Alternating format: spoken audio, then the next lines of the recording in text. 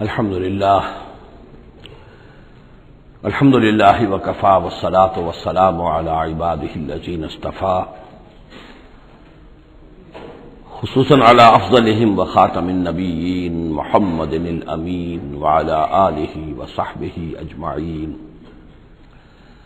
اما بعد فاعوذ باللہ من الشیطان الرجیم بسم اللہ الرحمن الرحیم وَإِذَا أُنزِلَتْ سُورَةٌ أَنْ آمِنُوا بِاللَّهِ وَجَاهِدُوا مَعَ رَسُولِهِ اسْتَأْذَنَكَ أُولُو الطَّوْلِ مِنْهُمْ وَقَالُوا ذَرْنَا نَكُن مَعَ الْقَاعِدِينَ رَضُوا بِأَنْ يَكُونُوا مَعَ الْخَوَالِفِ وَطُبِعَ عَلَى قُلُوبِهِمْ فَهُمْ لَا يَفْقَهُونَ صدق اللہ العظیم۔ سورہ توبہ میں ابھی یہی منافقین کا بیان چل رہا ہے، اور جب کوئی صورت نازل ہوتی ہے کہ ایمان لاؤ اللہ پر اور جہاد کرو اس کے رسول کے ساتھ مل کر، استاذنک اولو الطول منہم، تو ان میں سے جو مقدرت والے ہیں، دولت والے ہیں، وسائل رکھنے والے ہیں، وہ بھی آپ سے آ کر رخصت مانگتے ہیں۔ وقالوا ذرنا نکن مع القاعدین، اور کہتے ہیں کہ ہمیں چھوڑ دیجئے، رہنے دیجئے، ایگزمپٹ کر دیجئے، ہم یہیں بیٹھ رہنے والوں میں شامل ہو جائیں۔ رضوا بأن یکونوا مع الخوالف، وہ اس پر راضی ہو گئے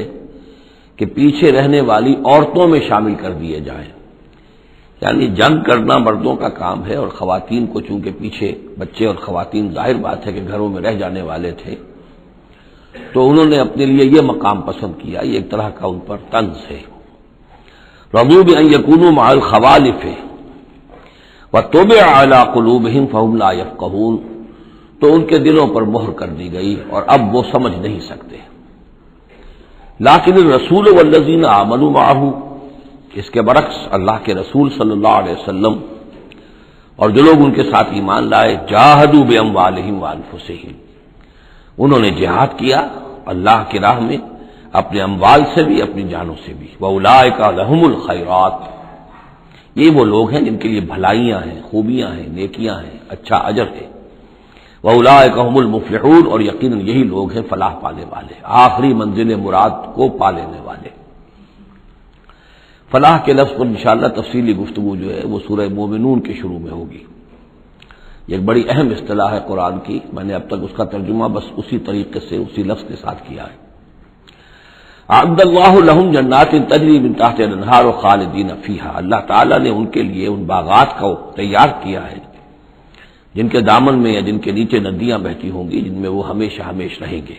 ذالک الفوز العظیم، اور یہ بہت بڑی کامیابی ہے۔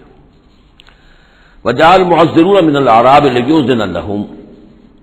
اور آئے آپ کے پاس بہانے بنانے والے بدو بھی، مدینے کے لوگوں کا تذکرہ ہو رہا تھا، اب ظاہر بات ہے یہ نفیر عام تھی، اعلان عام تھا، تو اب جو بھی آس پاس تھے، جو دیہات میں رہنے والے مسلمان تھے، ان پر بھی یہ حکم جو ہے عائد تھا، تو ان میں سے بھی لوگ آئے اور رخصت طلب کرنے لگے۔ جعل معذرون من الاعراب، اعراب اعرابیون کی جمع ہے، وہ جو لوگ بادیہ نشین بدو، لیؤذن لهم، کہ انہیں بھی اجازت دے دی جائے، انہیں بھی رخصت دے دی جائے۔ وقعد الذین کذبوا اللہ ورسولہ، اور بیٹھ رہے وہ لوگ جنہوں نے کہ جھوٹ کہا تھا اللہ سے اور اس کے رسول سے، وعدے جو کیے سے وہ جھوٹ نکلے، یا یہ کہ جو عذر کر رہے وہ جھوٹا ہے۔ سیصیب الذین کفروا منہم عذاب علیم، ان قریب ان میں سے جو لوگ کفر پر اڑ جائیں گے، یا جو لوگ فی الواقع کفر کی حد کو پہنچ گئے ہیں، ان کے لیے دردناک عذاب ہے۔ لیس علی الضعفاء، کمزوروں کا معاملہ یہ نہیں ہے، ان پر کوئی ذمہ داری نہیں ہے، کوئی ملامت نہیں ہے، ضعیف ہوں، ولا علی المرضى، نہ ہی بیماروں پر، ولا علی الذین لا یجدون ما ينفقون، نہ ہی ان پر کہ جن کے پاس کچھ خرچ کرنے کے لیے نہیں ہے۔ آخر اتنا لمبا سفر کرنا ہے، تبوک تک جانا ہے، کوئی سواری چاہیے، 4 آدمیوں پر ایک اونٹ ہو، کچھ تو ہو، کہیں تو کچھ نہ کچھ تو ان کو سہارا ملے، ان کے پاس سامان نہیں ہے، پیسہ نہیں ہے۔ لا یجدون ما ينفقون، تو جو لوگ اپنے پاس کوئی اس کی مقدرت نہیں رکھتے اور ساز و سامان نہیں رکھتے، تو ان پر حرج نہیں ہے۔ لیسا علی الضعفاء حرج، یہ لیسا کے بعد جو ہے حرج یہاں آیا ہے،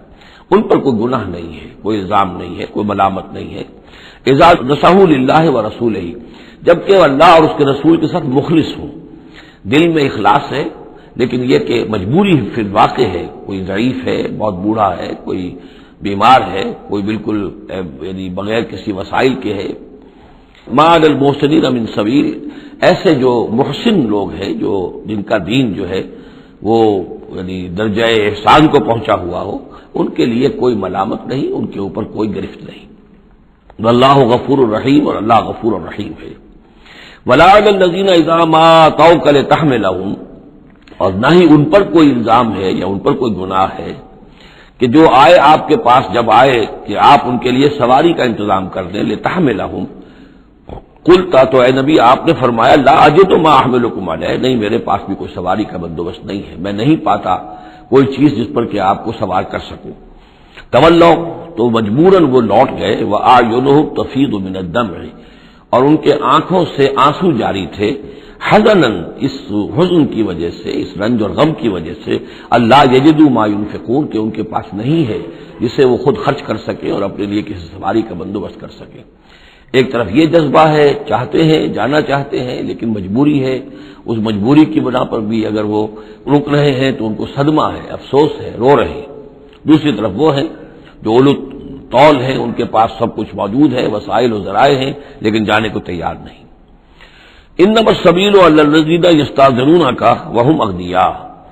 ملامت اور الزام تو ان لوگوں پر ہے کہ جو آپ سے رخصت مانگتے ہیں جبکہ وہ غنی ہیں، مالدار ہیں۔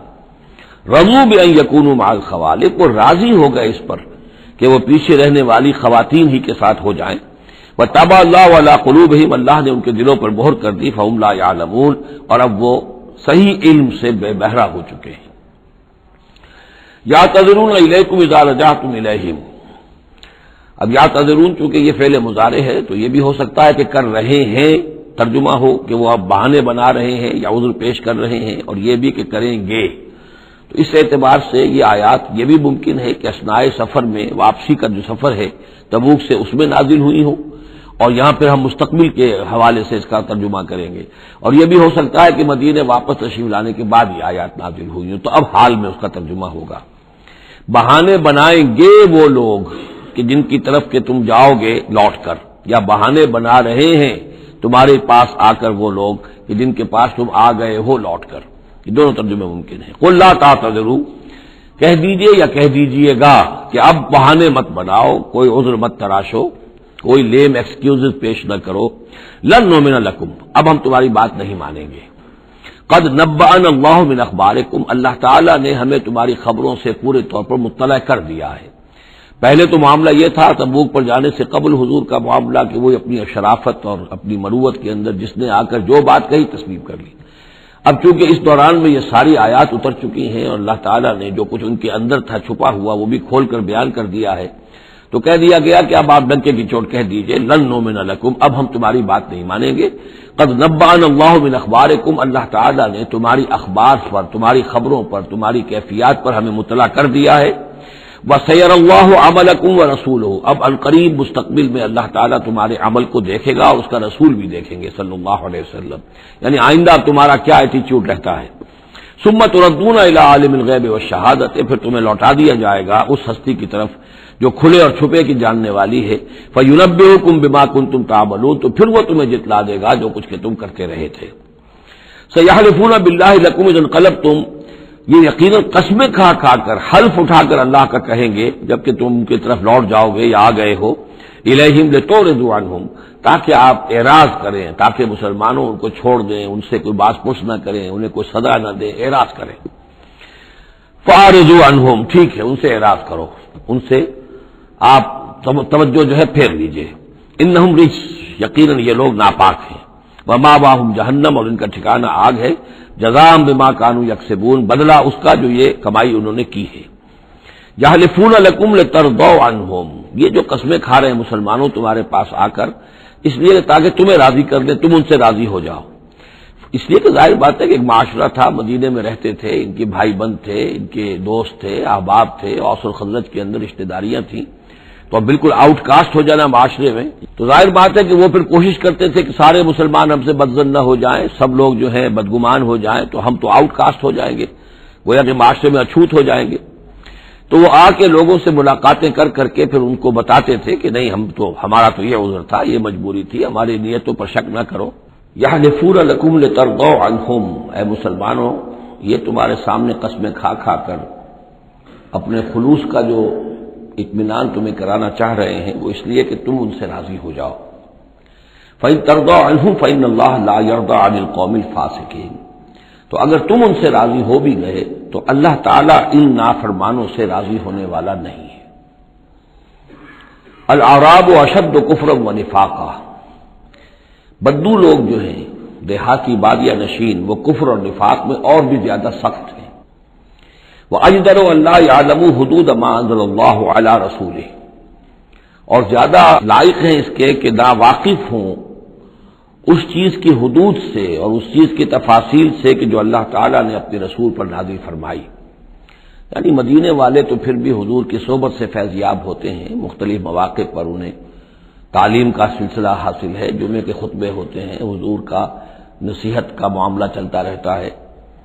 تو ظاہر بات ہے کہ جو لوگ ان چیزوں سے بھی محروم ہیں، بادیہ نشین ہیں، شاذ کبھی کوئی آیا مدینے میں تو حضور سے کی صحبت سے فیضیاب ہو گیا، لہذا فطری طور پر معقول اور منطقی طور پر کفر اور شرک، کفر اور نفاق ان میں جو ہے وہ شدید تر ہے۔ واللہ علیم الحکیم، اور اللہ تعالیٰ سب کچھ جاننے والا اور کمال حکمت والا ہے۔ ومن الاعراب، اور ان بدوؤں میں سے وہ بھی ہیں، من یتخذ ما ينفق مغرما، کہ جو کچھ انہیں خرچ کرنا پڑتا ہے اسے وہ تاوان سمجھتے ہیں، یعنی زکوٰۃ ہے، عشر ہے، جو بھی اب ان کے اوپر عائد ہو گیا ہے، جو محصولات ہیں اسلامی نظام کے، اب یہ چونکہ ان کو دینے پڑ رہے ہیں، پہلے تو کوئی نظام ایسا تھا نہیں، تو یہ ان کو ایسے محسوس کرتے جیسے کوئی تاوان۔ وَيَتَرَبَّصُ بِكُمُ الدَّوَائِرَ، اور وہ منتظر ہیں کہ کوئی گردش زمانہ آئے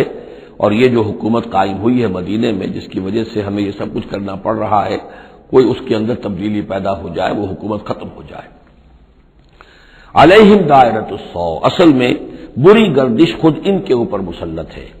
یعنی جو منافقت ہے جو ان کے دلوں کے اندر، وہ ہے اصل برائی کے جو ان پر مسلط ہے۔ واللہ سمیع علیم، اور اللہ سب کچھ سننے والا اور جاننے والا ہے۔ ومن الاعراب من یؤمن باللہ والیوم الآخر، اور اعراب سب کے سب ویسے نہیں ہیں، بلکہ ان میں سے ایسے بھی ہیں، من الاعراب، انہی بدوؤں میں وہ بھی ہیں، من یؤمن باللہ والیوم الآخر، جو ایمان رکھتے ہیں اللہ پر،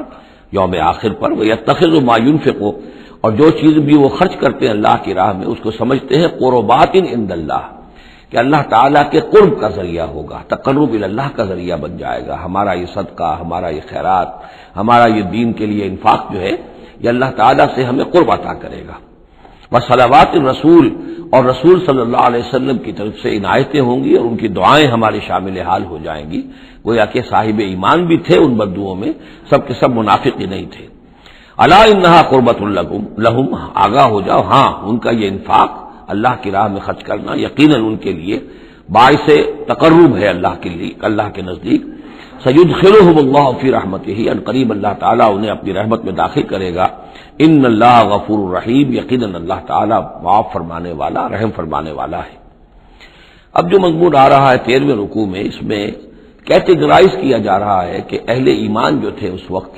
یا یوں سمجھیے کہ جو مسلمان تھے ان میں کیا حفظ مراتب کا معاملہ کیا تھا۔ ظاہر بات ہے کہ تمام اہل ایمان ایک درجے کے تو نہیں تھے، خدا پنج انگشت یکساں نہ کرد، نہ ہر زن زنستو، نہ ہر مرد مرد، نہ تمام مومن ایک جیسے تھے، نہ تمام منافق ایک جیسے تھے، نہ تمام کمزور لوگ ایک جیسے تھے۔ تو یہ بھی بڑی یوں سمجھیے کہ حکمت قرآنی کا ایک اہم موضوع ہے، اس لیے کہ آئندہ بھی جب بھی کبھی کسی مسلمان معاشرے میں کوئی دینی تحریک اٹھے گی، ظاہر بات ہے جیسا کہ میں نے عرض کیا ہے انسانی فطرت میں تو کوئی تبدیلی نہیں ہوئی ہے، اسی طرح کے صورتحال پیش آئے گی، تو اس کی پہچان کے لیے لوگوں کے درمیان درجے بندی کا ایک فہم اور تفقع حاصل کرنے کے لیے یہ آیات جو ہیں یہ بہت ہی اہم ہیں۔ والسابقون الاولون من المہاجرین والانصار، اور پہل سبقت کرنے والے مہاجرین میں سے اور انصار میں سے، والذین اتبعوہم باحسان، اور وہ لوگ جنہوں نے ان کی پیروی کی بھلائی کے ساتھ، نیکی کے ساتھ، رضی اللہ عنہم ورضوا عنہ، اللہ ان سے راضی ہو گیا اور وہ اس سے راضی ہو گئے۔ وعد لہم جنات تجری تحتها الانہار خالدین فیہا ابدا،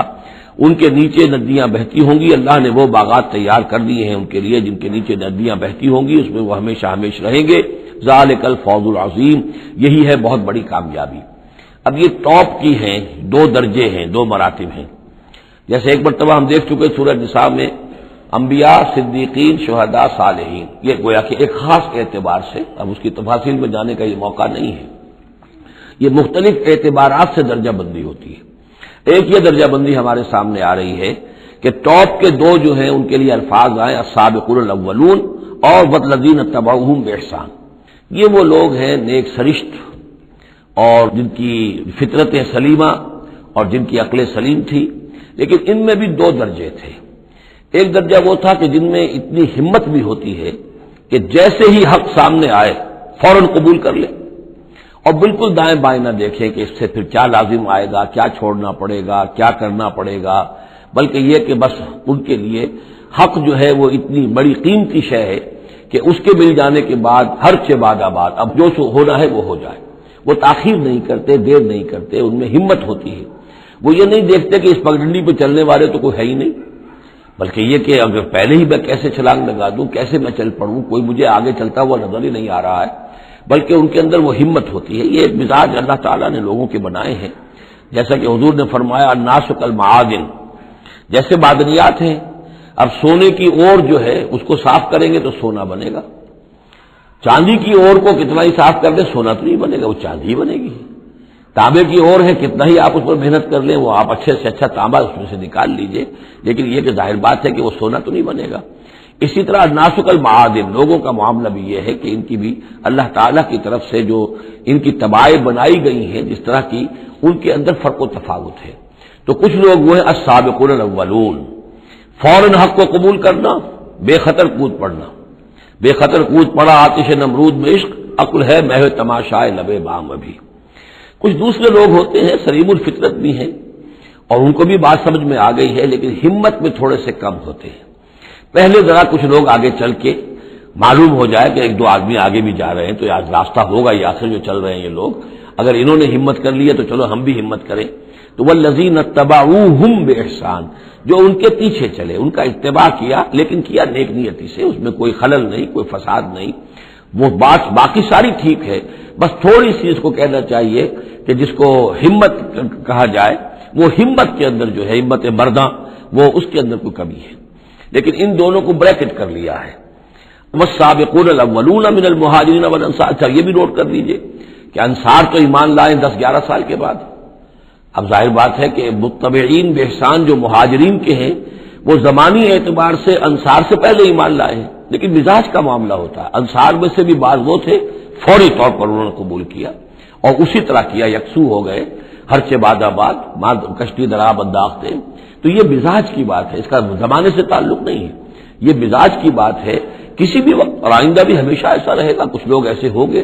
کہ جو حق کو قبول کرتے ہیں اور پھر قطعاً نہیں پرواہ کرتے، دائیں بائیں نہیں دیکھتے، کوئی آ رہا ہے یا نہیں آ رہا ہے، کوئی ساتھ دے رہا ہے یا نہیں دے رہا ہے، کچھ نہیں، کوئی خطرات ہیں، کوئی مشکلات ہیں، کوئی مصائب آئیں گے، ہر سے بعد آباد۔ کچھ لوگ ہیں جو ذرا دائیں بائیں دیکھ کر تھوڑا سا چلتے ہیں، ان کی ہمت جو ہے اتنی نہیں ہوتی۔ والسابقون الاولون من المہاجرین والانصار والذین اتبعوہم بإحسان رضی اللہ عنہم ورضوا عنہ وأعد لهم جنات تجری تحتها الانہار خالدین فیہا ابدا ذلک الفوز العظیم وممن حولکم من الاعراب منافقون۔ اب یہ ایک طرف تو یہ ٹاپ کے دو اور ایک اب بالکل نیچے جا کر، اور جو لوگ تمہارے آس پاس آباد ہیں جو بدوؤں میں، جو بادیہ نشین ہیں، ان میں منافق ہیں، ومن اہل المدینہ، اور نہ صرف ان میں ہے اہل مدینہ میں بھی ہے۔ مردوا علی النفاق، یہ لوگ وہ ہیں جو نفاق پر اڑ چکے ہیں۔ اب یعنی ان کا نفاق جو ہے جیسے ٹی بی کی تھرڈ سٹیج ہوتی ہے کہ جس کے بعد پھر امید نہیں ہوتی کہ شفا ہو جائے گی، یہ پرانی زمانے کی باتیں ہیں، اب تو ٹی بی لا علاج مرض نہیں رہا، پہلے کی بات ہے۔ لیکن یہ ہے کہ یہ جو مرض ہے نفاق کا، ان کا تیسری سٹیج کو پہنچ چکا ہے۔ مردوا علی النفاق لا تعلمہم، آپ انہیں نہیں جانتے، نحن نعلمہم، ہم انہیں جانتے ہیں۔ سنعذبہم مرتین، ہم انہیں بار بار عذاب دیں گے۔ ان کے لیے تو عذاب روز کھڑا تھا، روز مطالبہ آتا تھا نکلو اللہ کی راہ میں، روز جھوٹ بولنا، روز قسمیں کھانی، روز کسی نہ کسی طریقے سے بہانے بنانا، ان کی زندگی ضیق میں تھی، یہ نہیں تھا کہ وہ اس طریقے سے آرام سے تھے۔ ثم یردون الی عذاب عظیم، اور پھر ان کو لوٹا دیا جائے گا ایک بہت بڑے عذاب کی طرف، وہ آخرت کا عذاب ہے۔ اس کے بعد اب درمیان میں پھر دو کیٹیگریز آ رہی ہیں، وہ لوگ کہ جو کچھ نیمے درو نیمے برو ہیں، منافق نہیں ہیں، لیکن ہمت کی بہت کمی ہے، کچھ چلنا چاہتے بھی ہیں، کچھ نہیں چل پاتے ہیں، کچھ چلتے ہیں لیکن کبھی کبھی کسی سے غلطی بھی ہو جاتی ہے، کوئی ہمت بھی کرتے ہیں لیکن کبھی کوئی غلبہ ہو جاتا ہے، کوئی کسل ہو جاتا ہے، کوئی سستی طاری ہو جاتی ہے۔ اب ان کی کیٹیگری آ رہی ہے، لیکن ان کو بھی دو حصوں میں تقسیم کریں گے۔ وآخرون اعترفوا بذنوبہم، اور کچھ لوگ اور ہیں جو اپنے گناہوں کا اعتراف کرتے رہتے ہیں، اپنی کوتاہیوں کا، جھوٹ نہیں بولتے، جھوٹا بہانہ نہیں بناتے، جھوٹی قسم نہیں کھاتے، ہم سے خطا ہو گئی، ہم سے غلطی ہو گئی، واقعتاً ہم سے کوتاہی ہوئی ہے، واقعتاً ہم اپنے اہل و عیال کے اندر مصروف ہو کر اور اپنے فرائض کے ادا کرنے میں کوتاہی کا ثبوت دیتے رہے ہیں۔ یہ اعتراف، جب تک اعتراف ہوگا نفاق نہیں شمار ہوگا۔ جہاں جھوٹا بہانہ آنا شروع ہوا وہ نفاق ہے، اور جہاں جھوٹی قسم آ گئی وہ نفاق کی دوسری سٹیج ہے، اور اس کے بعد تیسری سٹیج یہ ہوتی ہے کہ اہل ایمان سے انہیں ضد ہو جاتی ہے، قد ہو جاتی ہے، دشمنی ہو جاتی ہے کہ یہ بے وقوف لوگ جو ہیں ان کی وجہ سے ہم پریشان ہو رہے ہیں، اگر یہ بھی ہماری طرح بیٹھ رہے تو ہمیں بھی کوئی پوچھے نہیں اور ہمارے اوپر بھی کوئی عتاب نہ آئے۔ یہ چونکہ فوراً وہ تو جیسے ہی آواز آئی اور یہ چل پڑتے ہیں، لہذا بجائے اس کے کہ ان کے بارے میں اچھے احساسات و جذبات ہوں کہ چلیے اللہ ان کو توفیق دے رہا ہے، بلکہ ان سے ایک دشمنی اور ایک ان کے دلوں کے اندر عداوت پیدا ہو جاتی ہے، وہ ہے نفاق۔ یہ اور کیٹیگری ہے کہ جو نفاق سب سے نیچے کر لیجئے اور سب سے اوپر وہ دو ہیں، والسابقون الاولون من المہاجرین والانصار والذین اتبعوہم بإحسان۔ اب ان کے درمیان میں یہ دو سٹیجز ہیں۔ وآخرون اعترفوا بذنوبہم، اور کچھ لوگ اور ہیں جنہوں نے اپنی کوتاہیوں کا، اپنی تقصیر کا اعتراف کیا۔ خلطوا عملا صالحا وآخر سیئا، انہوں نے کچھ گڑبڑ کیا ہوا ہے، نیک کام بھی کرتے ہیں، اثار بھی کرتے ہیں، انفاق بھی کرتے ہیں، لیکن یہ کہ کبھی کوئی غلط کام بھی کر بیٹھتے ہیں، کوئی بری حرکت بھی سرزد ہو جاتی ہے۔ عسى الله ان يتوب عليهم، اللہ تعالیٰ امید دلاتا ہے کہ اللہ تعالیٰ ان کی توبہ کو قبول فرمائے گا اور ان کی توبہ جو ہے ان کو توبہ کی توفیق دے گا۔ ان اللہ غفور الرحیم، یقینا اللہ تعالیٰ غفور اور رحیم ہے۔ اس میں شان نزول کے اعتبار سے ایک روایت بھی ہے، حضرت ابو لبابہ تھے رضی اللہ تعالیٰ عنہ اور ان کے کچھ ساتھی تھے، ان سے غزوہ تبوک کے موقع پر یہ کوتاہی ہو گئی کہ کثرت کی وجہ سے اور مال اور دنیا میں اپنے مصروفیات اور مشاغل کی وجہ سے نہیں جا سکے، لیکن یہ ہے کہ ان کو شدید فوراً ہی احساس ہو گیا کہ ہم سے تو بہت بڑی غلطی ہوئی ہے، بڑی خطا ہو گئی ہے، بڑی کوتاہی ہوئی ہے، اور اس احساس کی وجہ سے اس درجے ان کو اندر جو ہے ندامت کے جذبات پیدا ہوئے کہ انہوں نے اپنے آپ کو مسجد نبوی کے ستونوں سے باندھ لیا کہ اب حضور ہی آئیں گے اور اگر اعلان فرمائیں گے کہ ہماری توبہ قبول کر لی ہے اللہ تعالیٰ نے اور اپنے دست مبارک سے ہمیں کھولیں گے، تب ہم یہاں سے آزاد ہوں گے، ورنہ ہم یہیں پر اپنی جانیں دے دیں گے، اپنے آپ کو باندھے رکھیں گے ان ستونوں کے ساتھ۔ پھر حضور واپس تشریف لائے ہیں اور یہ آیات جب نازل ہوئی، عسى الله ان يتوب عليهم، اللہ تعالیٰ ان قریب، یا اللہ توقع ہے اللہ ان کی توبہ قبول فرمائے گا، تب حضور نے آ کر انہیں کھولا اور انہیں یہ خوشخبری دی کہ ان کی توبہ جو ہے اللہ نے قبول کر لی ہے۔ یہ وہی بات ہے جو سورہ نساء میں بھی ہم پڑھ چکے ہیں، ثم یتوبون من قریب، وہ لوگ انما التوبۃ علی اللہ للذین یعملون السوء بجہالۃ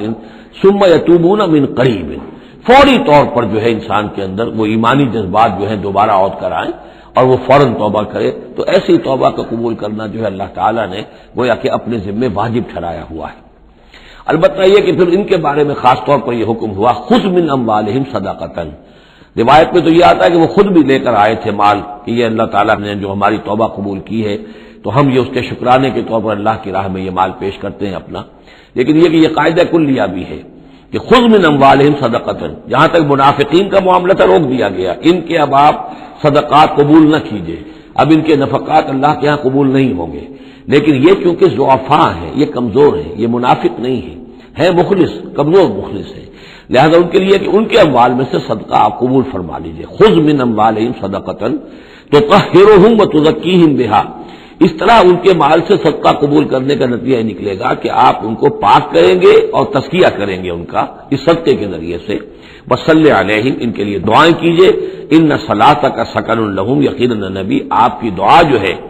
ان کے حق میں وہ بہت ہی سکون بخش ہے کہ انہیں یہ خیال ہو کہ ہم سے جو خطا ہوئی تھی ہم نے بھی استغفار کیا، توبہ کی ہے، اور اللہ کے رسول بھی ہمارے لیے دعا کر رہے ہیں۔ واللہ سمیع علیم، اور اللہ سب کچھ سننے والا اور جاننے والا ہے۔ الم یعلموا ان اللہ هو يقبل التوبۃ عن عبادہ، کیا وہ نہیں جانتے کہ اللہ تعالیٰ اپنے بندوں کی توبہ قبول فرماتا ہے؟ وَيَأْخُذُ الصَّدَقَاتِ، اللہ تعالیٰ بندوں کے صدقات قبول کرتا ہے۔ یعنی اللہ کا احسان ہے. صدقہ وہ شے ہے، خیرات وہ شے ہے حضور نے اپنے اوپر حرام کی، اپنی اولاد پر حرام کی ہے. اللہ تعالیٰ کی وہ شان ہے، وہ الغنی ہے، لیکن وہ کہتا میں تو قبول کرتا ہوں.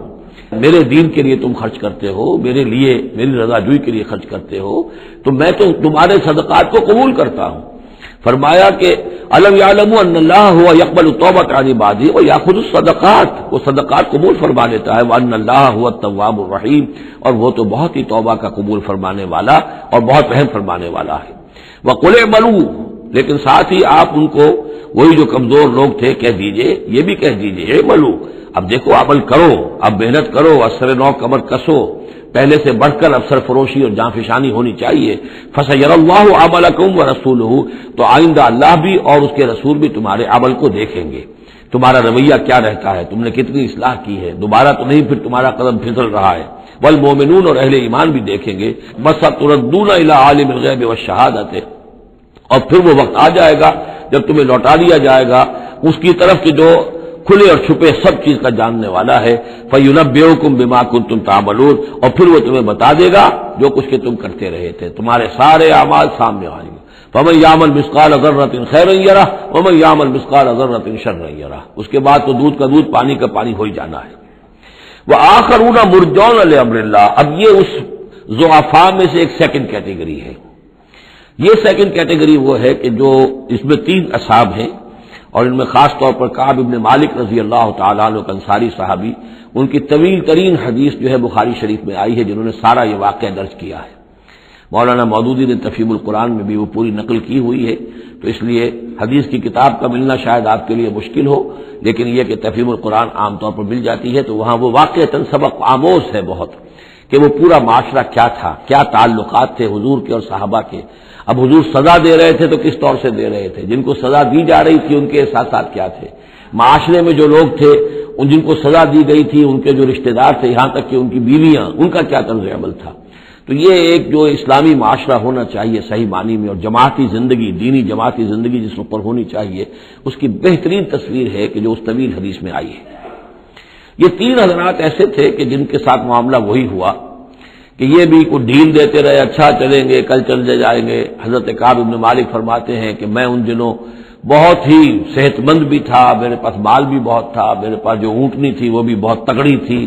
اور میں نے کہا چند دن اور حضور تو چلیں گے 30,000 کا لشکر لے کر، تو ظاہر بات ہے رفتار جو ہے کم ہوگی، تم ابھی اور گھر میں ٹھنڈی چھاؤں جو ہے گھر کی اور اپنے باغ کی اور اپنے جو ہے آرام کر لو، پھر تیزی کے ساتھ دوڑتے ہوئے جا کے حضور سے مل جانا. اب شیطان جو ہے اسی طریقے سے تعویق کراتا ہے، تاخیر کراتا ہے، تاکہ یہ کہ پھر ہوتے ہوتے اچانک ایک دن محسوس ہوا کہ اب تو چاہے میں کتنا ہی تیز دوڑوں میں حضور سے نہیں مل سکتا، بس وہ ہاتھ پاؤں ڈھیلے پڑ گئے. لیکن یہ کہ اس کے بعد بھی جب حضور صلی اللہ علیہ وسلم تشریف لائے ہیں اس وقت تک بھی انہوں نے خود کوئی اقدام نہیں کیا اپنی توبہ کا، بلکہ یہ کہ حضور نے جب بلا کے لوگوں سے بات پوچھ کرنی شروع کی ہے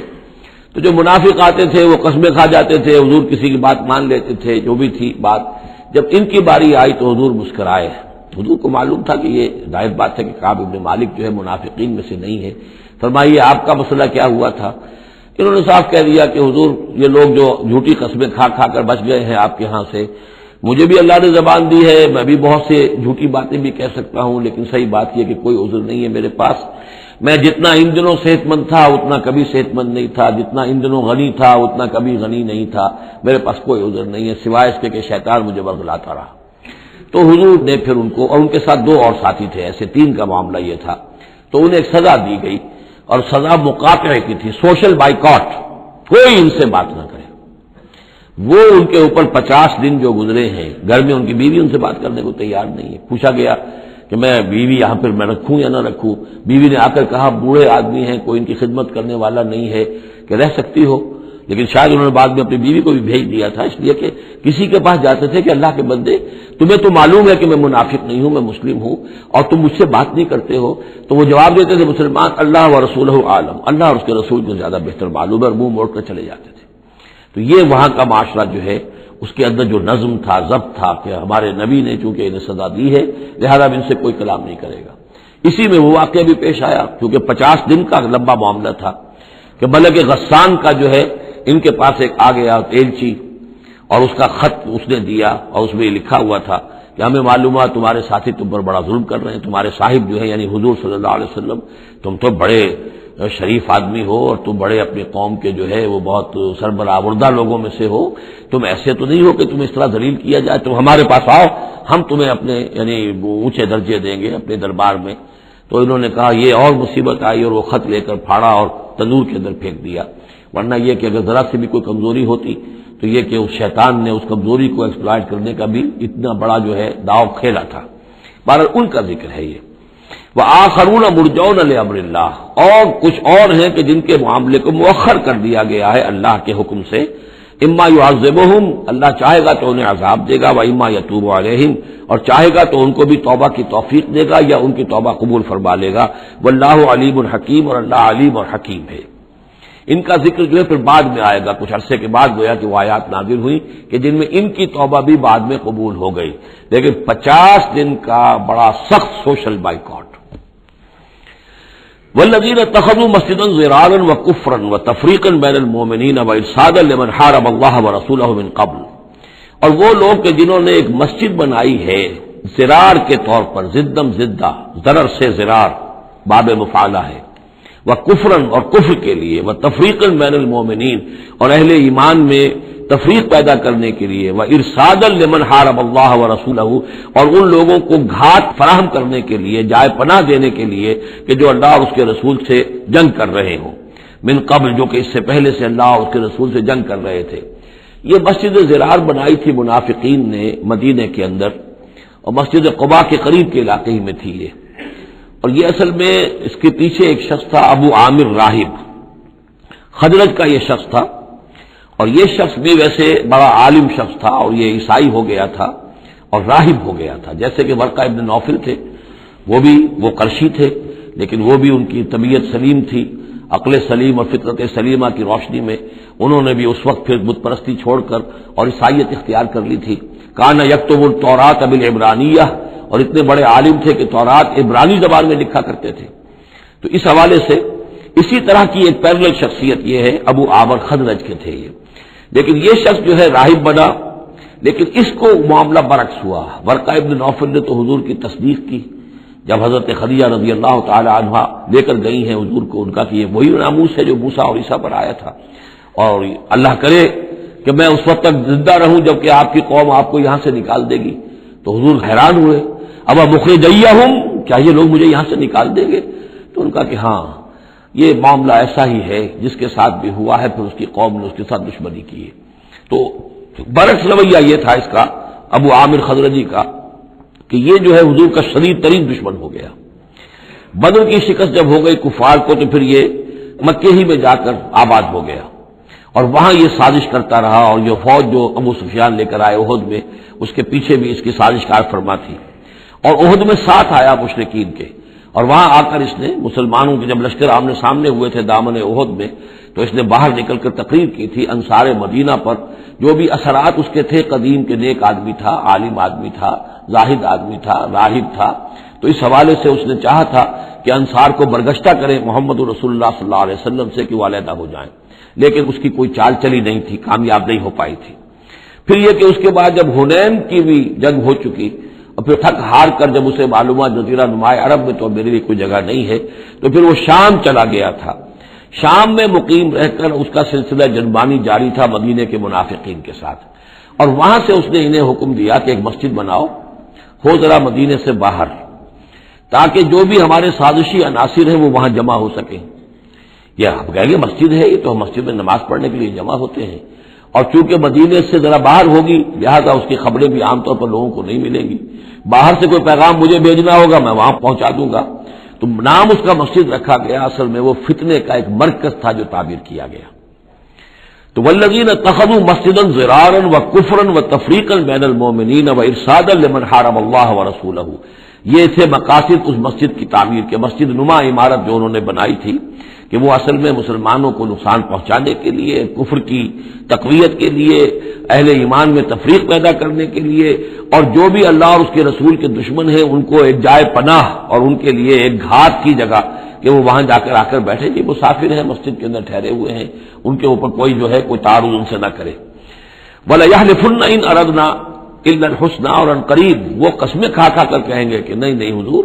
ہماری کوئی بری نیت نہیں تھی، کوئی ارادہ نہیں تھا، بلکہ یہ کہ ہم نے تو نیکی کا ارادہ کیا تھا۔ اصل میں دوسری مسجد ہم سے دور پڑتی تھی، کچھ جماعت میں ہماری کچھ نمازیں رہ جاتی تھی جماعت سے، ہم نے کہا کہ ہم ایک مسجد اور بنا لیں تاکہ ہماری تمام جو نمازیں ہیں باجماعت ادا ہو جائیں۔ واللہ یشہد انہم لکاذبون، اللہ گواہی دیتا ہے کہ یہ جھوٹے ہیں۔ لا تقم فیہ، انہوں نے آ کے حضور سے درخواست کی، ایک دفعہ حضور آپ تشریف لے چلیے، آپ کے آنے سے وہاں بڑی برکت ہو جائے گی، تو آپ مسجد جو ہے ہماری اس کو بھی یہ سعادت نصیب ہو جائے کہ آپ قدم رنجہ فرمائیں وہاں، لیکن اللہ تعالیٰ نے بر وقت روک دیا۔ لا تقم فیہ ابدا، اے نبی آپ اس مسجد میں کبھی کھڑے نہ ہو۔ لمسجد اسست علی التقوی من اول یوم، یقیناً وہ مسجد جو پہلے دن ہی سے تقوی پر تعمیر کی گئی، مسجد قباء قریب ہی تھی، اور یہ وہ مسجد ہے کہ جو سب سے پہلے تعمیر ہوئی ہے اور اس کی بنیاد تقوی پر تھی۔ حضور جب ہجرت کا سفر اختیار کر کے آئے تھے، مدینے پہنچے تو وہاں پہلا پڑاؤ تھا، مدینے سے 3 میل باہر، اس پڑاؤ کی جگہ پر یہ وہ مسجد قباء ہے۔ تو مسجد اسست علی التقوی من اول یوم، پہلے دن سے جو مسجد جو ہے تقوی پر جس کی بنیاد رکھی گئی، احق ان تقوم فیہ، وہ زیادہ حقدار ہے، مستحق ہے اس کی کہ آپ اس میں کھڑے ہوں، اس میں نماز پڑھیں۔ فیہ رجال یحبون ان یتطہروا، اس میں وہ لوگ ہیں کہ جن کو بڑی پسند ہے یہ بات کہ وہ بہت پاک رہیں، بہت پاک رہیں۔ واللہ یحب المطہرین، اور اللہ تعالیٰ کو ایسے لوگ بہت پسند ہیں کہ جو بہت زیادہ پاکی کو پسند کرتے ہوں۔ ان سے پوچھا گیا پھر مسجد قباء والے مسلمانوں سے کہ آپ لوگوں کی وہ کون سا وصف ہے آپ کا جس کی وجہ سے اللہ تعالیٰ نے اتنی مدح فرمائی ہے کہ یہ بڑے متطہرین ہیں، مطہرین، اور اللہ ان کو پسند کرتا ہے؟ تو انہوں نے فرمایا کہ ہم قضاء حاجت کے بعد ڈھیلے بھی استعمال کرتے ہیں، پھر پانی سے بھی طہارت کرتے ہیں۔ تو یہ دونوں طریقے سے وہ اپنا استنجا جو ہے وہ پوری طریقے سے کرتے تھے، اسی کو سمجھا گیا ہے کہ اللہ تعالیٰ نے اس کی تعریف فرمائی ہے۔ فیہ رجال یحبون ان یتطہروا واللہ یحب المطہرین، افمن اسس بنیانہ علی تقوی من اللہ ورضوان، تو کیا بھلا وہ کہ جس نے اپنی بنیاد رکھی ہو اپنی عمارت کی تقوی پر، اللہ کی طرف سے اور اس کی رضا پر، وہ بہتر ہے ام من اسس بنیانہ، یا وہ کہ جس نے اپنی تعبیر کی بنیاد رکھی ہے علی شفا جرف ہار، ایک ایسی کھائی کے کنارے پر جس کا کنارہ گرا چاہتا ہے، فنہار بہ فی نار جہنم، تو پھر وہ اس کو لے کر گر گیا نار جہنم میں۔ یعنی یہ کہ انسان تعبیر کرتا ہے تو کچھ جگہ دیکھتا ہے، فرض کیجئے کوئی ایسی جگہ ہے کہ نیچے سے کھوکھلی ہے، آپ نے دیکھا ہوگا بعض جگہ دریاؤں کے کناروں کے اوپر کہ نیچے سے لیکن اوپر کنارہ چلا آ رہا ہے، اب اس کنارے کے اوپر جو ہے جس کے نیچے سپورٹ نہیں ہے کوئی تعمیر کرے گا تو وہ تعمیر کہاں جائے گی؟ وہ تو ظاہر بات ہے کہ وہ دریا میں گر جائے گی۔ تو اصل میں یہ جو تدبیریں ہوتی ہیں منافقین کی، ان کی مثال ایسے ہے کہ جہنم کے کنارے کے اوپر یہ خشکی ہے، اس کا کنارہ باہر نکلا ہوا ہے، اس پر یہ اپنی تعمیر کر رہے ہیں، ظاہر بات ہے کہ وہ کنارہ بھی ڈھہ جائے گا اور ان کو اور ان کی تعمیر کو لے کر جہنم میں جا گرے گا۔ واللہ لا یہدی القوم الظالمین، اور اللہ تعالیٰ ایسے ظالم لوگوں کو راہیاب نہیں کرتا۔ لا یزال بنیانہم الذی بنوا ریبۃ فی قلوبہم، یہ عمارت جو انہوں نے بنائی ہے، یعنی یہ جو بھی منافقت کی عمارت انہوں نے تعمیر کی ہے اور تانا بانا بنا ہے، یہ عمارت جو انہوں نے بنائی ہے اب رہے گی ان کے دلوں میں، شکوک و شبہات پیدا کیے رکھے گی، الا ان تقطع قلوبہم، الا یہ کہ ان کے دل کے ٹکڑے کر دیے جائیں۔ اس کو یوں سمجھیے کہ اگر فرض کیجئے کسی کے جسم میں کینسر بہت پھیل گیا ہو تو ظاہر بات آپریشن نہیں ہو سکتا، کیا کریں گے آپ؟ پورے جسم کے ٹکڑے کر دیں گے؟ وہ تو اس ٹیشو میں بھی ہے، اس ٹیشو میں بھی ہے، اس ٹیشو میں بھی ہے، وہاں بھی پہنچ گیا، یہاں بھی پہنچ گیا ہے، اب ممکن نہیں۔ تو اسی طریقے سے ان کے دلوں کے اندر اس کی جڑیں اتنی گہری جا چکی ہیں منافقت کی کہ ان کے دلوں سے منافقت کی جڑیں نکل ہی نہیں سکتی، الا یہ کہ دل کے ٹکڑے ٹکڑے کر دیے جائیں، دل ریشہ ریشہ کر دیا جائے تو آپ جڑیں نکال لیں، ورنہ اس کے بغیر ممکن نہیں ہے۔ یعنی اس درجے راسخ ہو چکے ہیں۔ لا یزال بنیانہم الذی بنوا ریبۃ فی قلوبہم الا ان تقطع قلوبہم واللہ علیم حکیم، اللہ تعالی علیم اور حکیم ہے۔ ان اللہ اشتری من المؤمنین انفسهم واموالهم بان لهم الجنہ، یہ دو آیات پھر بہت اہم آ گئی ہیں۔ یقیناً اللہ نے خرید لی ہے اہل ایمان سے ان کی جانیں بھی اور ان کے مال بھی، اس قیمت پر کہ ان کے لیے جنت ہے۔ یقاتلون فی سبیل اللہ، یہ ہے بیع و شراء جو ایک صاحب ایمان کی اللہ کے ساتھ ہو جاتی ہے۔ ان اللہ اشتری، صاحب ایمان بیچتا ہے، اللہ خریدتا ہے۔ ان اللہ اشتری من المؤمنین انفسهم واموالهم بان لهم الجنہ یقاتلون فی سبیل اللہ، وہ جنگ کرتے ہیں اللہ کی راہ میں، فیقتلون ویقتلون، تو قتل کرتے بھی ہیں قتل ہوتے بھی ہیں۔ 70 قتل کر دیے انہوں نے قرشی میدان بدر میں، 70 شہید ہو گئے دامن احد میں۔ وعدن علیہ حقا، یہ وعدہ اللہ کے ذمے ہے، ثابت ہے، پختہ ہے، قائم ہے، یعنی جنت انہیں اللہ دے کر رہے گا۔ اس میں اصل میں جو بین السطور کا یہ یا جو بھی جو پس منظر میں ہے وہ یہ ہے کہ ایک سودا ہوتا ہے نقد، آپ نے مال دیا اور قیمت لے لی، بات ختم ہو گئی۔ یہ جو اللہ کے ساتھ سودا ہے یہ ادھار ہے، یہاں سب کچھ لگا دو، خرچ کر دو، جان مال تن من دھن لگا دو، آخرت میں ملے گی جنت۔ جنت یہاں نہیں ہے، جنت وہاں ہے۔ تو چونکہ ادھار کا سودا ہے اس پر دل میں کچھ نہ کچھ دغدغہ رہتا ہے۔ نو نقد نہ تیرا ادھار والی جو مثال ہے کہ 9 نقد نہ تیرا ادھار، ادھار کی 13 سے بہتر ہے کہ 9 جو نقد ملتے ہیں وہ لے لیے جائیں۔ تو اس حوالے سے جو ہے انسانی کمزوری بربنائے طبع بشری اس کے اندر ایک دغدغہ رہتا ہے، اس کو اب کس زور کے ساتھ اس کی نفی کی جا رہی۔ وعدن علیہ حقا، کوئی شک نہ کرو یہ وعدہ ہے اس کے ذمے حق ثابت، فی التوراۃ والانجیل والقرآن، اور اللہ کی طرف سے اس وعدے کی توثیق 3 دفعہ ہو چکی ہے، تورات میں ہوئی، انجیل میں ہوئی، قرآن میں ہوئی۔ ومن اوفی بعہدہ من اللہ، اور اللہ سے بڑھ کر اپنے عہد کا وفا کرنے والا کون ہوگا؟ فاستبشروا ببیعکم الذی بایعتم بہ، پس خوشیاں مناؤ، جشن مناؤ اس بیع پر جو تم نے کی ہے۔ اب یہاں ایک لفظ اور آ گیا، بایعتم بہ، آپس میں جو سودا کیا ہے، مبایعت باب مفاعلہ، با یبیع بیچنا، یہ ثلاثی مجرد ہے، اور یہ جو ہے بیعت بنتی ہے بایا یبایع، آپس میں کوئی سودا کر لینا۔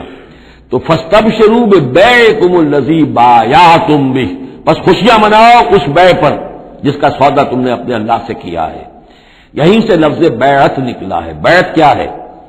ایک بندہ اللہ کے حوالے کرتا ہے اپنے آپ کو، لیکن چونکہ اللہ تعالیٰ تو سامنے خود موجود نہیں ہے، اس وقت اللہ کے رسول تھے، تو بیعت ہو رہی ہے اصل میں تو اللہ سے، بیع اللہ سے ہے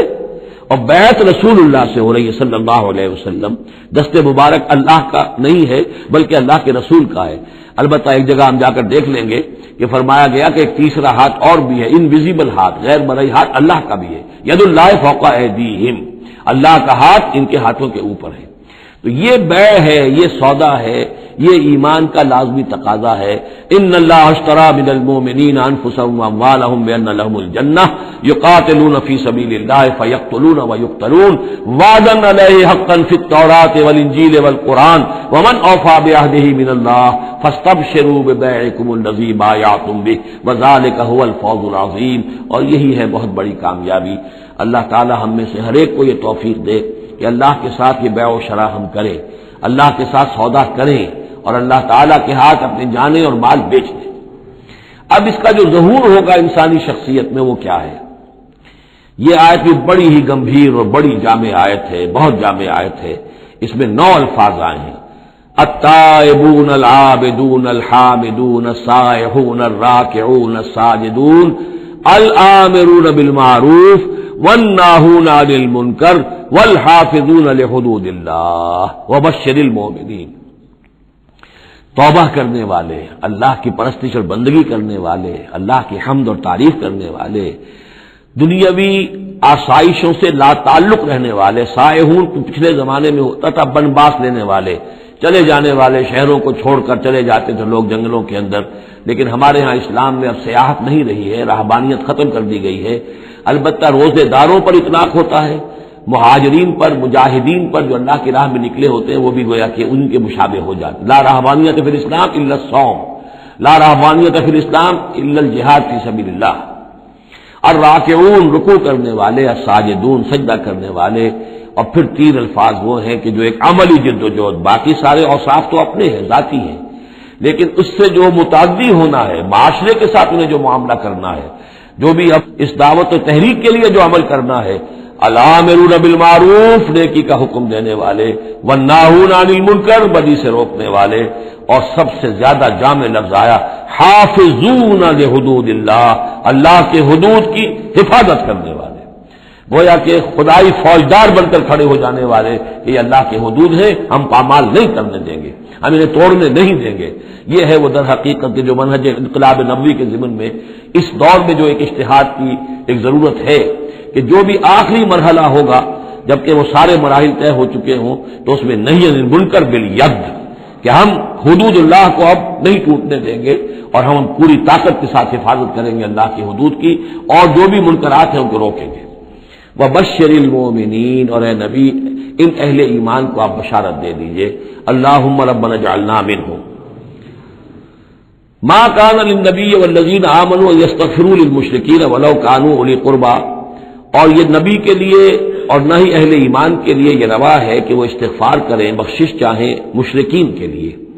خواہ وہ ان کے قرابت دار ہوں، ولو کانوا اولی قربی من بعد ما تبین لہم، اس کے بعد کہ ان کے لیے یہ بات واضح ہو چکی ہو انہم اصحاب الجحیم کہ وہ لوگ جہنمی ہیں۔ وما کان استغفار ابراہیم لابیہ الا عن موعظۃ وعدھا ایاہ، اور نہیں تھا استغفار کرنا ابراہیم کا اپنے والد کے حق میں مگر ایک وعدے کی بنیاد پر کہ جو انہوں نے اس سے کیا تھا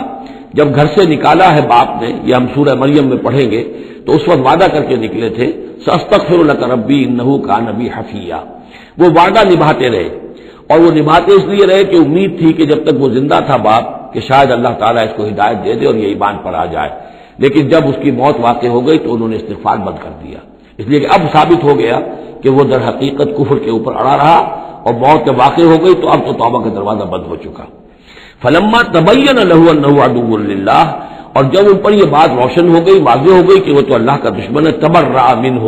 تو ان سے تبری کیا اور ان سے اعلان بیزاری کر دیا۔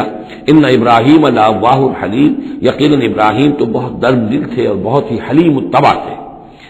وما کان اللہ لیضل قوما بعد اذ ھداھم، اور یہ اللہ کی شان نہیں ہے، اللہ کا یہ طریقہ نہیں ہے کہ وہ کسی قوم کو گمراہ کر دے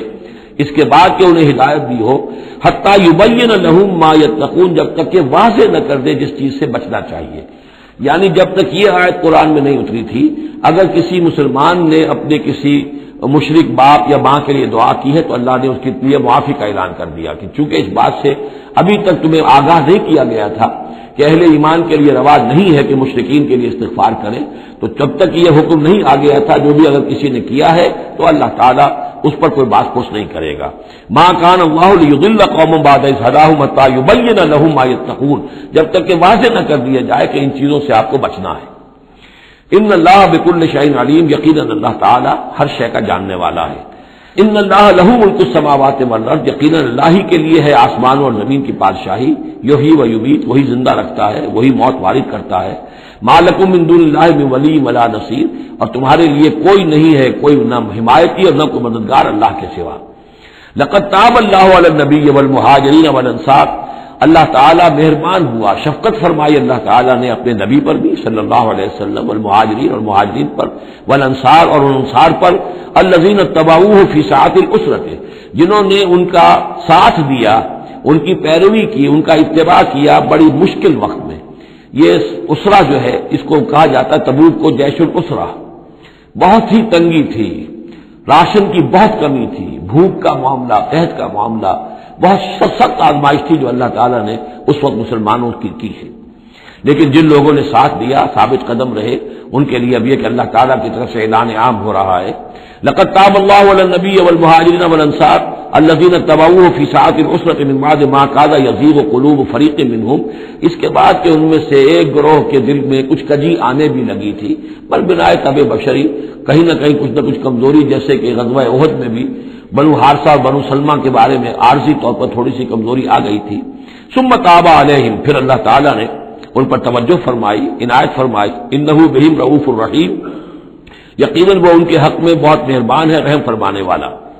وعلی الثلاثۃ الذین خلفوا، اور اب یہ اعلان ہو گیا ان تین کے بارے میں بھی جن کا کہ معاملہ مؤخر کر دیا گیا تھا، اور وہ تین کعب ابن مالک اور ان کے ساتھ اور بھی ہلال ابن امیہ اور مرارہ ابن ربیع رضی اللہ تعالیٰ عنہم اجمعین، یہ تین صحابہ تھے انصاری۔ وعلی الثلاثۃ الذین خلفوا، اور ان لوگوں پر بھی وہ جو تین کہ جن کا معاملہ ذرا پیچھے ڈال دیا گیا تھا، مؤخر کر دیا گیا تھا، ان پر بھی اللہ نے توبہ فرمائی، یعنی اللہ نے توبہ قبول فرمائی۔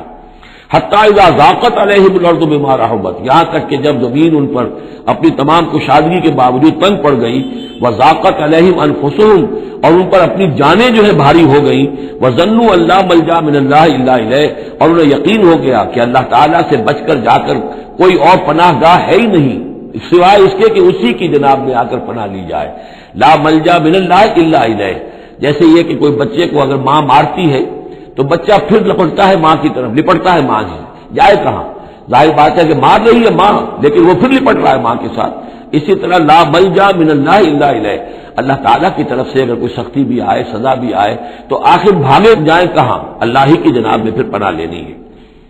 نہ کہیں جہاں میں اما ملی جو اما ملی تو کہاں ملی میرے جرم خانہ خراب کو تیرے عفو بندہ نواز میں۔ ثم تاب علیہم لیتوبوا، تو اللہ تعالیٰ نے ان کی توبہ قبول فرمائی تاکہ وہ بھی دوبارہ متوجہ ہو جائیں اور اپنی جو بھی کمزوریاں تھیں ان کو رفع کریں۔ ان اللہ هو التواب الرحیم، یقیناً اللہ تعالیٰ تواب ہے اور رحیم ہے۔ یا ایھا الذین آمنوا اتقوا اللہ وکونوا مع الصادقین، اہل ایمان اللہ کا تقوی اختیار کرو اور دیکھو صادقین کی جماعت کے ساتھ جڑے رہو۔ یہ جڑے رہنا جو ہے یہ ہے در حقیقت کسی جماعتی زندگی کے اندر، جیسا کہ ہم نے اس سے پہلے پڑھا تھا سورہ انعام میں، لہ اصحاب یدعونہ الی الہدی ائتنا، اگر کسی کے کچھ ساتھی ہوں، کسی وقت کسی کا پاؤں گر گیا، پھسل گیا، تو کوئی اور ساتھی سہارا دینے والا ہو، ہاتھ پکڑنے والا ہو، کسی کی کسی وقت ہمت جو ہے جواب دے رہی ہے تو دوسرا جو ہے اس کی ہمت بنانے والا ہو، اجتماعی زندگی جو برکتیں ہیں۔ یا ایھا الذین آمنوا اتقوا اللہ وکونوا مع الصادقین، اور سچے لوگوں کی معیت اختیار کرو۔ ما کان لأہل المدینۃ ومن حولہم من الاعراب ان یتخلفوا عن رسول اللہ، یہ بالکل روا نہیں تھا مدینے والوں کے لیے اور نہ ہی جو ان کے ارد گرد تھے بدو لوگ جو آباد تھے کہ وہ پیچھے رہ جاتے رسول کو چھوڑ کر۔ رسول جا رہے ہیں، تپتی راہیں مجھ کو پکارے، دامن پکڑے چھاؤں گھنیری، وہ تپتی راہوں کی طرف رسول تو جا رہے ہیں اور یہ بیٹھے رہے اپنی ٹھنڈی چھاؤں کے اندر۔ وَلَا يَرْغَبُوا بِأَنفُسِهِمْ عَن نَّفْسِهِ، اور نہ ان کے لیے یہ روا تھا کہ وہ نبی کی جان سے بڑھ کر اپنی جان کی فکر کرتے، اپنی جان کی پرواہ کرتے، اپنی آسائش اور اپنی حفاظت اور اپنی عافیت جو ہے اس کی فکر کرتے۔ ذالک بانہم لا یصیبہم ظمأ، یہ اس لیے کہ انہیں نہ تو آتی کوئی بھوک پیاس لگتی، ولا نصب، نہ کوئی ان کے اوپر تکان طاری ہوتی، ولا مخمصۃ،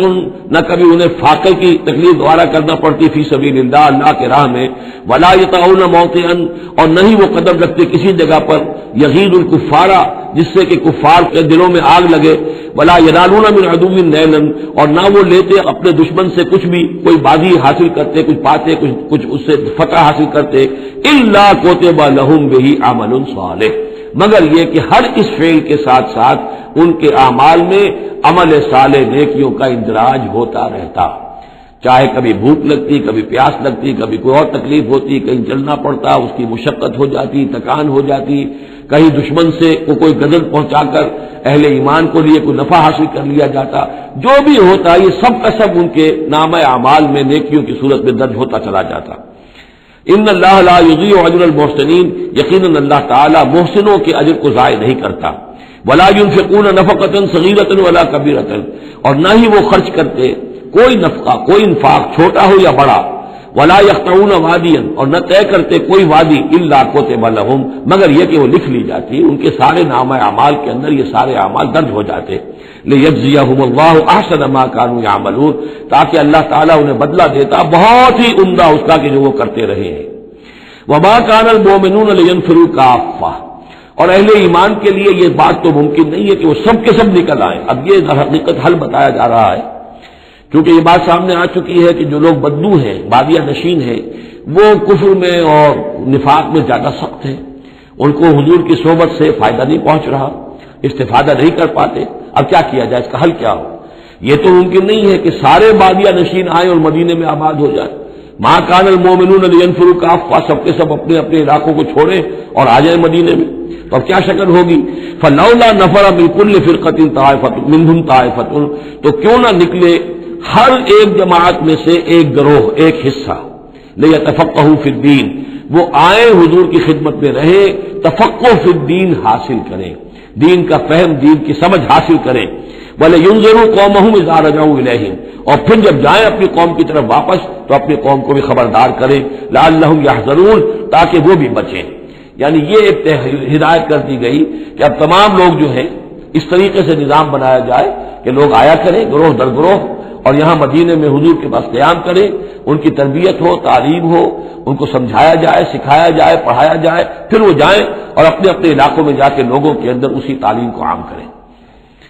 یا ایھا الذین آمنوا قاتلوا الذین یلونکم من الکفار، اے اہل ایمان جنگ کرو ان کافروں سے جو تمہارے ساتھ ملحق ہیں۔ اصل میں یہ چونکہ اب حضور صلی اللہ علیہ وسلم کی جو دعوت کا بین الاقوامی یا عالمی یا آفاقی دور ہے، اس کا آغاز ہو چکا ہے، اب اس کو بڑھنا ہے، تو یہاں حکم دیا جا رہا ہے جو دارالاسلام کی سرحد یہاں ہے تو جو کافر یہاں بستے ہیں ان سے قتال کرو، پھر وہ سرحد آگے چلی جائے گی تو اگلوں کے ساتھ قتال کرو۔ یہ قتال جاری رہنا ہے تا آ کے پوری دنیا پر اللہ کا دین غالب ہو جائے۔ جیسے کہ وہ قتال جاری رہا قاتلوہم حتی لا تکون فتنۃ ویکون الدین کلہ للہ، جیسے جزیرہ نما عرب کی حد تک قتال کے جاری رکھنے کا حکم تھا کہ جب تک جزیرہ نما عرب سے کفر اور شرک کا خاتمہ نہیں ہو جاتا اور اللہ کا دین وہاں غالب نہیں ہو جاتا یہ جنگ جاری رہے گی۔ اب معاملہ یہ ہے کہ حضور صرف عرب کے لیے نہیں بھیجے گئے تھے بلکہ پوری دنیا کے لیے، لہذا اب اس کے لیے یہ اعلان عام ہے، چارٹر ہے، اسی پر عمل کرتے ہوئے فوجیں نکلی ہیں۔ ورنہ جیسا کہ میں نے کئی مرتبہ عرض کیا ہے، ایرانیوں نے تو کہا بھی تھا کہ ہمارے اوپر کیوں تم چڑھ کر آ گئے، یہ اللہ کا حکم ہے۔ یا ایھا الذین آمنوا قاتلوا الذین یلونکم من الکفار ولیجدوا فیکم غلظہ، اور چاہیے کہ وہ تمہارے اندر سختی محسوس کریں، نرمی نہ پائے، سختی محسوس کریں۔ واعلموا ان اللہ مع المتقین، اور جان لو کہ اللہ تعالیٰ متقیوں کے ساتھ ہے۔ وَإِذَا مَا أُنزِلَتْ سُورَةٌ فَمِنْهُم مَّن يَقُولُ أَيُّكُمْ زَادَتْهُ هَٰذِهِ ایمانا، اور جب کوئی سورت نازل ہوتی ہے تو وہ کہتے ہیں آپس میں، پھر منافقین کا تذکرہ ہو رہا ہے، بھائی کس کے ایمان میں اضافہ ہو گیا اس سورت سے، استہزاء کے انداز میں، کیونکہ یہ بات کہی گئی ہے جب وہ آیات سنتے ہیں اللہ کی تو ان کے ایمان میں اضافہ ہوتا ہے، تو اب وہ تبصر کرتے تھے۔ وَإِذَا نَزَلَتْ سُورَةٌ أُنزِلَتْ سُورَةٌ، جب کوئی سورت نازل کی جاتی ہے، فَمِنْهُمْ، تو ان میں سے وہ لوگ بھی ہیں جو کہتے ہیں مَن يَقُولُ أَيُّكُمْ زَادَتْهُ هَٰذِهِ ایمانا، اس سورت کے آنے سے تم میں سے کس کس کے ایمان میں اضافہ ہو گیا۔ فَأَمَّا الَّذِينَ آمَنُوا فَزَادَتْهُمْ ایمانا، تو واقعتاً جو ایمان والے ہیں ان کے ایمان میں یقیناً اضافہ ہوا ہے۔ وَهُمْ يَسْتَبْشِرُونَ، اور وہ خوش ہوتے ہیں، خوشیاں مناتے ہیں، اللہ نے مزید آیات اتاری ہیں، اللہ نے ہمارے ایمان کو اور جلا بخشی ہے۔ وَأَمَّا الَّذِينَ فِي قُلُوبِهِم مَّرَضٌ، رہ گئے وہ لوگ کہ جن کے دلوں میں روگ ہے، فَزَادَتْهُمْ رِجْسًا إِلَىٰ رِجْسِهِمْ، تو ان کے جو گندگی پہلے سے ہے ان آیات کے نزول کے بعد بھی ان کی گندگی ہی میں اضافہ ہوتا ہے۔ وَمَاتُوا وَهُمْ كَافِرُونَ، اور وہ مرتے ہیں اسی حال میں کہ وہ کافر ہوتے ہیں۔ اولا يرون انهم يفترون في كل عام مرة او مرتين، کیا یہ منافق دیکھتے نہیں ہیں کہ ہر سال ان کو آزمایا جا رہا ہے، ایک بار یا دو بار، کوئی نہ کوئی مرحلہ آ جاتا ہے ہر سال، کوئی قتال کا مرحلہ آ گیا، کوئی اور آزمائش آ گئی۔ ثم لا يتوبون ولا هم يذكرون، اس کے باوجود نہ یہ توبہ کرتے ہیں اور نہ ہی نصیحت اخذ کرتے ہیں۔ وَإِذَا مَا أُنزِلَتْ سُورَةٌ نَظَرَ بَعْضُهُمْ إِلَىٰ بَعْضٍ، اور جب کوئی صورت نہیں اترتی ہے جس میں قتال کا ذکر بھی ہو جائے تو پھر وہ ایک دوسرے کو دیکھتے ہیں، نظر بعضهم الى بعض، کنکھیوں سے، آنکھوں میں اشارے کرتے ہیں، هل يراكم من احد، تمہیں کوئی دیکھ تو نہیں رہا، ثم انصرفوا، پھر وہ وہاں سے کھسک جاتے ہیں۔ صرف اللہ قلوبهم، اصل میں اللہ تعالیٰ نے ان کے دلوں کو پھیر دیا ہے، بانهم قوم لا يفقهون، اس لیے کہ ان کے دل تفقہ سے خالی ہیں۔ اب یہ جو دو آیتیں ہیں یہ قرآن مجید کی عظیم ترین آیات میں سے ہیں۔ لقد جاءکم رسول من انفسکم، لوگوں دیکھو آ گیا ہے تمہارے پاس ہمارا رسول صلی اللہ علیہ وسلم، تم ہی میں سے ہے، انسان ہے، بنی نوع بشر میں سے ہے۔ عزیز علیہ ما عنتم، اور مسلمانوں جو تم پر کوئی بات مشکل کی ہوتی ہے وہ ان پر بھی بڑی بھاری گزرتی ہے۔ حریص علیکم، تمہارے حق میں بہت حریص ہے، سارے خیر، ساری خوبیاں، ساری بھلائیاں اللہ تمہیں دے دے۔ بالمؤمنین رؤوف الرحیم، اور اہل ایمان کے حق میں وہ شفیق بھی ہیں، رحیم ہیں، مہربان ہیں۔ فَإِن تَوَلَّوْا، پھر بھی اگر وہ منہ پھیر لے، فَقُلْ، تو اے نبی کہہ دیجئے، حسبی اللہ،